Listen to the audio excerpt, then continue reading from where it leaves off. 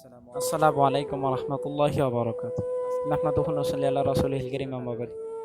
ফাউযু বিল্লাহি মিনাশ শাইতানির রাজিম। বরাবরের মতন আজকে আমি গিয়েছিলাম বাইতুল মুকাররম জাতীয় মসজিদে। আমার এবং প্রথম এবং প্রধান উদ্দেশ্যই ছিল আজকে ইসকনের বিরুদ্ধে যে একটা শোডাউন দেওয়ার কথা, এটা অ্যাটেন্ড করা। তো আমি কেরানীগঞ্জে জুম্মার নামাজ যখন পড়ছি, পড়ার পরে আমি যেতে যেতে আমার অনেকটা দেরি হয়ে গেছে। তো ওনাদের প্রোগ্রাম শেষ হয়ে গেছে।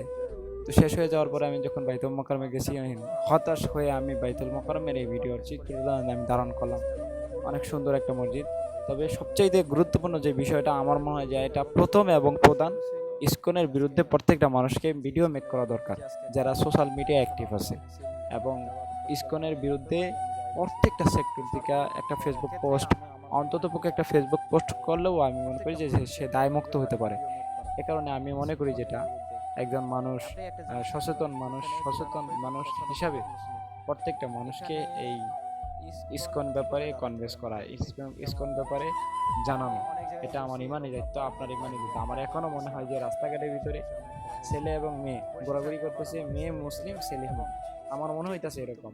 এই রমনা পার্কের ভিতরে আমি যখন কাকরাইল গেলাম, রমনা পার্কের ভিতরে আমি অসংখ্য এরকম দেখছি, বা রাস্তার ভিতরে অসংখ্য এরকম ছেলে মেয়ে দেখছি। তো আমার মনে হয় যে এরা এরকম। তো আমার এখনো যেই ধারণাটা, এটা আমার কল্পনায় আসে, ঘুমাইলে আমার মনে হয় যে এগুলো আমি দেখি সচক্ষে।